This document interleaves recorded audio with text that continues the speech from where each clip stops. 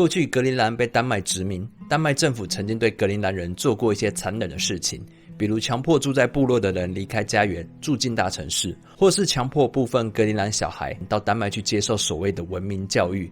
虽然现在丹麦政府试着提供格陵兰人一些福利来弥补，丹麦人和格陵兰人也相处得很融洽，但历史的伤痛并不会消失。我们很好奇格陵兰年轻的一代是怎么看待丹麦和格陵兰的关系，所以我们特别访问了当地人，想听听他的说法。大家好，我是米娜。Today we have our Greenlandic friend with us, Josefa, also known as the child of Arctic. So thank you for taking your time to talk with us and sharing your stories. Thank you. 大家好。So, as you know, you grew up in Nuuk, and you are half Danish and half Greenlandic. And then there was a time in your life when you wanted to live in Denmark, not in Greenland. But then once you went there, you realized that actually you belong to Greenland. So can you tell us more about this story? Yes. I always felt wrong in Greenland because I was always called a Dane, and they told me to travel back where I belong. And so, because I spoke Danish. And so I thought, okay, then I belong in Denmark. But then when I got to Denmark, I realized the culture is so different. Sometimes I compare Greenland and Denmark with cats and dogs. And so in Greenland, people are a bit more like dogs. They're easygoing and easy to get to know. Where in Denmark, you have to work a little bit harder. Like with cats, they're very like, you have to work hard to get to know them. And so when I got to Denmark, I felt even more wrong. And that's when I realized, okay, so I am a Greenlandic. It's okay to be different in Greenland, but I just realized that I was I was not Danish at all. Where I'm from is something that I determine and not something other people determine. When somebody asks about your identity, you only say, I'm Greenlandic. Yes. You never say like, half Danish, half something. No. Okay. And you once said that every face and every hair color is the real Greenland. Due to your history of being colonized, it's something important for you to show that Greenlanders come in all colors. And one thing that they all have in common is their amazing smile and the ability to welcome anyone into their homes. So that's really a beautiful sad. So we know that most of the people living here in Greenland are Inuit people, Greenlanders. But not only, there are some people maybe from Denmark or other countries coming here. Would you say that there are some issues between the native Greenlanders and people coming here from Europe or other parts of the world? I guess there's always issues, but I think with the past history that we have, I feel like there's a lot more anger towards the Danes. I know my mom was very affected by this because she has a lot of trauma from previous experiences she had, of never feeling like she was good enough, and never feeling like whatever education she took and whatever, like you never feel like you're equal.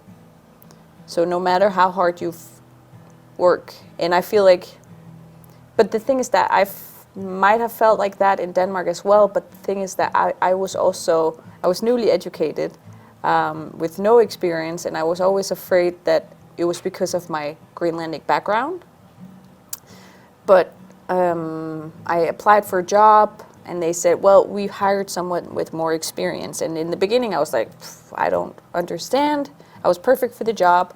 And then I got this job, and I had to be a leader, or like I had to have people working under me. And then that's when I realized, okay, you do need a lot of experience to have, because I've been having mental breakdowns, because it's hard to have 6 people working under you and giving them, like, I felt like maybe it was because of my Greenlandic background that I didn't get jobs. But seeing myself in this position now, I feel like, okay, it might have been because I was unexperienced. But I feel like my mom has been experiencing a lot worse than I, because she had a lot of anger, and growing up I would see her like being very angry at people. especially Danes. So even people she didn't know, and I would have to say, "Mom, stop being so angry. 'Cause it's not their fault." But then she told me all her bad experiences, and I said, I get why you're angry, but it shouldn't, hurt the woman you never met, She might be Danish, but she's not the one who caused all this trauma. So I feel like there is some issues, and there's a lot of issues also with the whole way the system is built up. I could keep talking about that because but yes, short answer, yes, there's issues. But do you think your mother also heard some stories from your grandparents and so on? Yeah. And it's like the trauma is like going generation by generation. Exactly. And so on. Yeah. But it seems like you would like to stop this kind of thinking. I hope I can, because but also because I have my leg in each country, I'm half Danish, half Greenlandic, and so for me, I have to stand up for both. And it's not your race that defines how you are, it's your personality. So you can have Greenlanders that are bad people, you can have Danes that are bad people. It's not where you come from, but it's your personality. And there will be Danes who wants to act like kings, because it's mainly men. But there's also like a few women. But there are people out there who will treat you worse, but that's not because of they're Danish. Like before, you were a tour guide, right? So most of the tourists coming here are probably not Greenlanders, just from other countries, right? I'm curious, what kind of stereotypes they had, or maybe did they ask you some weird questions about the people here or this culture and so on? Yeah, I think the weirdest ones that I had was we had a lot of Chinese people who asked, why is there so many Chinese people here? Where's the Greenlanders? Because they thought the Greenlanders were the Norse people who were blonde. And so they couldn't understand why there were so many Chinese people. And I thought that was fun, because I always been able to tell the difference between like Asian and Greenlandic. But I heard very often, oh, you look from certain type, like different areas. But I think that was like maybe the most fun. When can I see the Northern Lights? Where are the penguins? So it was not so much about the culture. I feel like they haven't heard like the stereotypes that they have in Denmark. So it would be more like unknowledge or not having enough knowledge about the country. I think that's the funniest stereotypes I've had. We know one Polish guy who is living in Sisimiut, and the question that he was asked most often was, do you live in the igloo? Oh yes, yeah. But the thing is that when they're here, they do see that there's no igloo, so you never really get that question. Oh, okay. Yeah, because they're already here. But I feel like if they haven't been here, or like have you seen a polar bear? And I'm like, no, I haven't. I wish, but no. To sum it up, what are the 3 words that you would use to describe Greenland, like seen through your eyes? Okay.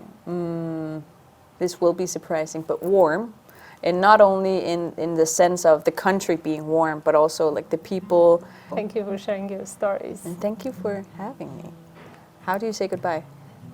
再见. 再见. Oh, we should say goodbye in the local language. Do you know how to say it? In Greenland? Well, the thing is, you say bye. Oh, just bye. Yeah. It's from the Americans. Yeah. But you can say see you, and that's dekus. Oh. Yes, that's dekus. Dekus. That's interesting that you choose these 3 words, because I think like people, if you ask like people from outside, they will say like maybe ice, icebergs, polar bears. Oh yeah, exactly. And you focused more on the inside. Yeah. And so that was really warm. We were taking the plane from Kangerlussuaq to Nuuk, and there was this old lady, so cute. Yeah. Such a cute lady, and like our seats were in the different roles, and she like how to say exchange seats with me, so I can sit with him. And then when we were leaving the plane, she was like, "Bye bye." Oh, she was so cute, and we were both like, "Yeah, that's really warm," as you said. Exactly.